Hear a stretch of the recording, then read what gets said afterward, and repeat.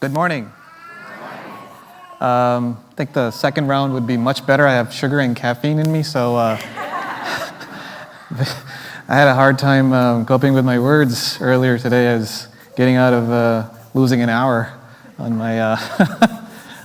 my phone had to tell me that the time had changed. So, but anyways, I wanted to thank you all for the opportunity to inviting me and speaking to your congregation, and Pastor Brad as well, and Dara, for allowing me to speak on what my faith means to me, a little bit of the background of my life as a Muslim in America, and also how our faiths, the two faiths, are interconnected in many ways. I think I just want to kind of start with my own personal venture in the United States. I came here as a child. I was 5 years old, from the country Pakistan. My parents are from Pakistan. And originally my dad came to study here. He was studying microbiology as a graduate program in University of Connecticut. And later on he invited his family, and at that time it was just me and my sister. And so we came here as immigrants. I don't remember a lot in my earlier childhood when I was in Pakistan, but whatever life that I've lived in the United States, I remember a lot of that. So in the beginning, I remember the struggles that we faced as immigrants, language, culture, understanding and inclusion and cohesion, all of those things that come to play when you're trying to build a new life in another part of the world. And what happened was that when we came here, we had to, as immigrants, we had to seek asylum, which is basically a term that is an immigration term that is used by people who claim to want to permanently stay in a nation whereby if they go back to where they came from, their security would be harmed in some way or form. Our community, the Ahmadiyya Muslim community that I represent, is heavily persecuted in Pakistan, and at that time the situation was even more dire, and we were facing many different kinds of governmental intrusions on our freedom of religion. So most of us, a lot of our members had migrated over to different countries throughout the world, mostly Western nations. And sadly to say, because of the fact that Western nations were the ones that were offering something that Islam had already given Muslims 1400 years ago, which was the freedom of speech and freedom of expression, freedom of religion, freedom of conscience. And that thing that now I know my faith fully supports, it's amazing to me that my country of origin doesn't know or believe in that. So from that standpoint, my life started here and my family, and ever since then up to now, it's been a journey of learning new things and creating a new culture, accepting a new culture, and including myself in that culture. And now that I'm a citizen of the United States of America, I feel privileged and at the same time blessed that I can openly go out and use the right of freedom of speech and my right to believe in what I want to believe, in the faith I want to believe in, openly without being persecuted and without have any legal repercussions. So that's a little bit of my background. Now a background of my community.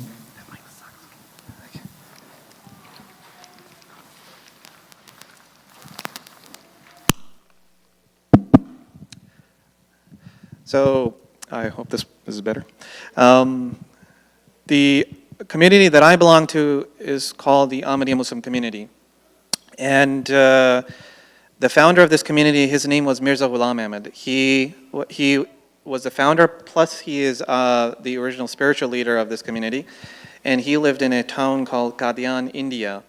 In the time when India was one country, actually, and there was no Pakistan. So the country that I'm from was actually part of the greater India. And at that time, the founder of the community basically founded the principles or the foundation of this community was built on the principles of true Islam, the Islam that we believe that Prophet Muhammad, who was the founder of Islam, had created this religion, which was the tenets of peace.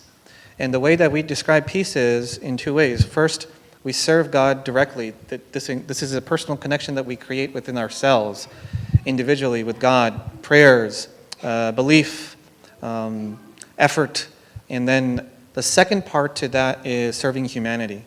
And those two are intrinsically related because serving humanity, in essence, in our belief, is also serving God.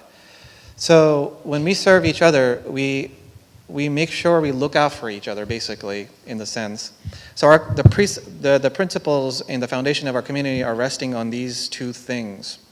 And from that standpoint, we know that when we follow these principles, we can create a much more peaceful world around us. So from the creation, the genesis of the Ahmadiyya Muslim community, which was in 1889, all the way up to now, we are spread across 209 nations of the world. And in the United States alone, we have over 78 different chapters. And my chapter that I belong to is in Oshkosh. Our mosque is located right across from West High School. You've probably seen it when you've been by. It was actually a funeral home before. And so kind of turned a place of the dead into the place of the living. And we have renovated quite a bit, so it's not what it was. So if you ever had the chance, we always have an open invitation for anybody who would like to come and just observe and check out our mosque. So our motto for peace is to serve humanity. And one of the biggest nonprofit organizations that we have, that we work through, is our Humanity First organization. And recently we had a Humanity First International Conference in UK. And some of the projects I can kind of tell you that we're doing or involved in is amazing to me.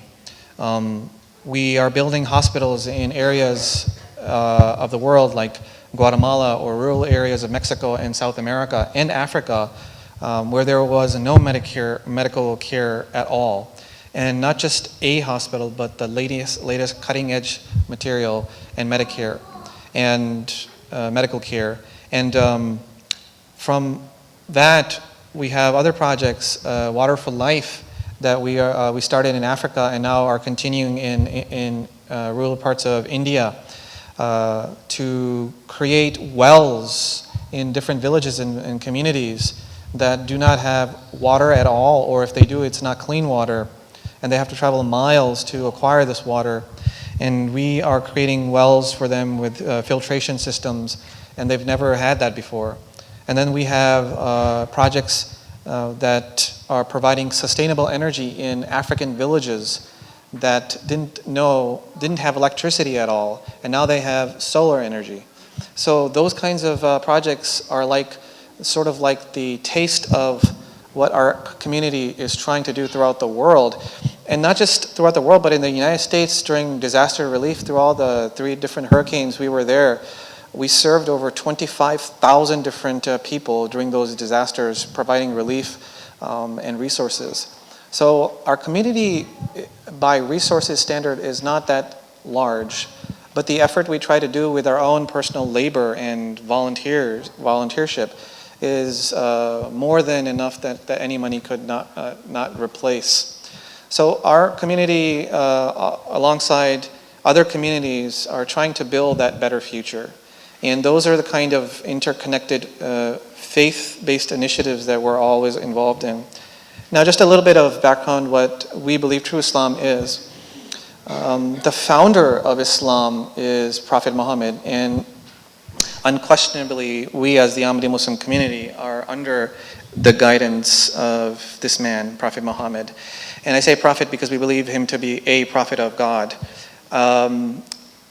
People have this misconception, and I include Muslims sometimes, that Prophet Muhammad was a person who dissuaded the idea that other faiths or other belief systems should be looked down upon, and they should be ostracized in societies, or even a level above, extreme level above that, persecution, God forbid.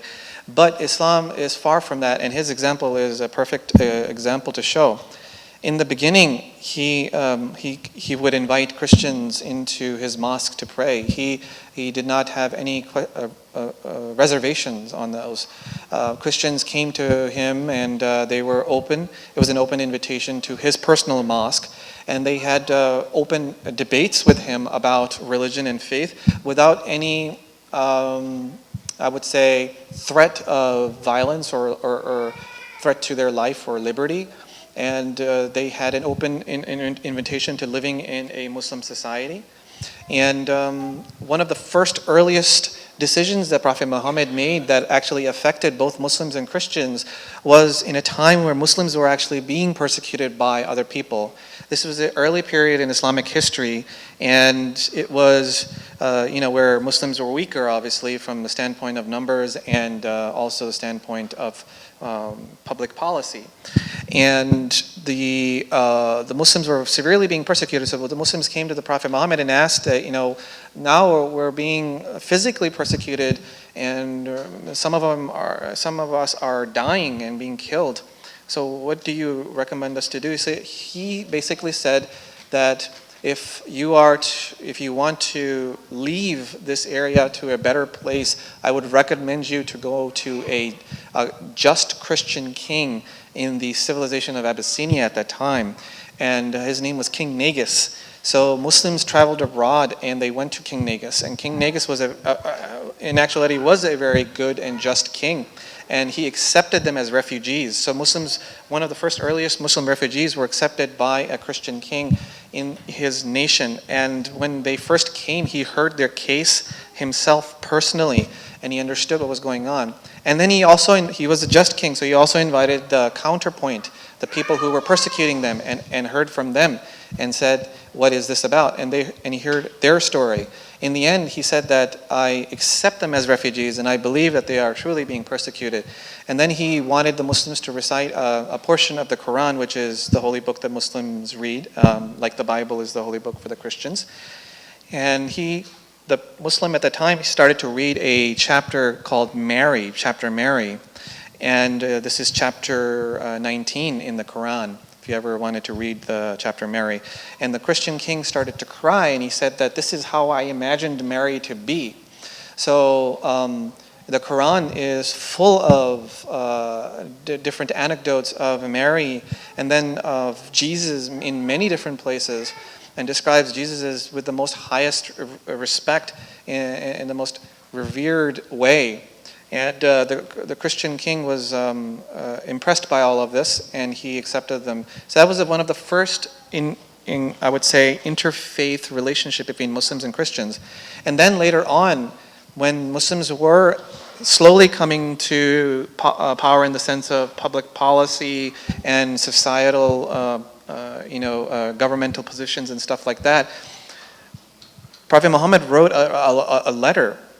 This was a time when it was the latter portion of his life, and he wrote a letter to the Saint Catherine's monastery. And the letter contains specific things about how Muslims should protect the rights of Christians. Very specifically. I highly encourage you to go online and Google this, the letter to Saint Catherine's monastery. And it's very specific of how the Muslims should actually value the life of the Christians even more than the Muslims themselves. And kind of interrelate with that value and the founder of the community of the Ahmadiyya Muslim community, our founder actually said, even if your neighbor is a Christian, Hindu, or a Sikh, in the Sikh, or is a community in India, that even if they are a Christian, Hindu, or Sikh members and their house is on fire and you don't go and protect them and put out the fire, you do not belong in my community, because it goes against the tenet of Islam. This is the truth of what Islam taught in the principles and guiding light of Prophet Muhammad when he wrote the letter to Saint Catherine's monastery. And throughout his life, he always encouraged Muslims to not disrespect the respected figures of Christianity or their respected figures in their holy books. As Muslims, we are encouraged to believe in all of the prophets that have ever come in all places, regardless of whatever faith they belong to. So for us, Jesus is very revered in a different way, but nonetheless very revered. In fact, when we say his name, we say peace be on him, just like we say peace be on him to Prophet Muhammad as well. So our sense of respect is very clear on these issues of Jesus Christ. And Mary as well. We believe the idea that women are able to receive revelation. So Mary's status to us is almost like a prophet, even though she's not called a prophet in the Quran or not, but her status is revered like a prophet status. She was a person who also was in direct contact with God. So women and men are equal in that sense, in the spiritual sense as well, that they're equally able to be the state of revelation and state of communication with God. So in conclusion, I think what the world needs to know is that there are a lot of hate groups out there that have contorted their ideas to what their specific desires are, and they have basically treaded far away from these holy books, the Bible or the Quran, and they've misused that guidance for their own personal purposes. And they're ignorant about their own holy books. In fact, I was just in conversation, the hate groups that quote or misquote the Quran in the United States, at least they're quoting the Quran. The hate groups that are Muslims out there, they can't even quote the Bible. So they don't have any knowledge of Christianity. So these are the kinds of groups. And I would even think that they have a hard time quoting their own Quran, knowing that they don't know anything about their own book. So the hate groups are vile, and their education is putrid in the sense that they're just trying to seek specific things that are politically related, and they're trying to divide the world in their own ideological ways. So our community's best weapon against that is the weapon of best arguments and our best actions, which means good works. And when we talk to each other, like the way I'm talking to you right now, and then more than welcome for you to come to our mosque and talk to us. We have regular coffee cake sessions every Tuesday, 6 p.m.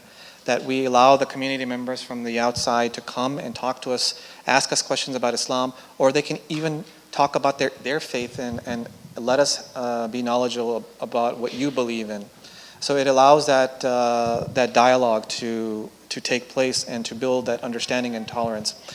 And I think lastly, I want to kind of encourage all of us to look at a new vision of the world where we are working together, because it will encourage our youth, who will be the ones who will lead this nation for tomorrow, and hopefully a better way than what we're doing right now.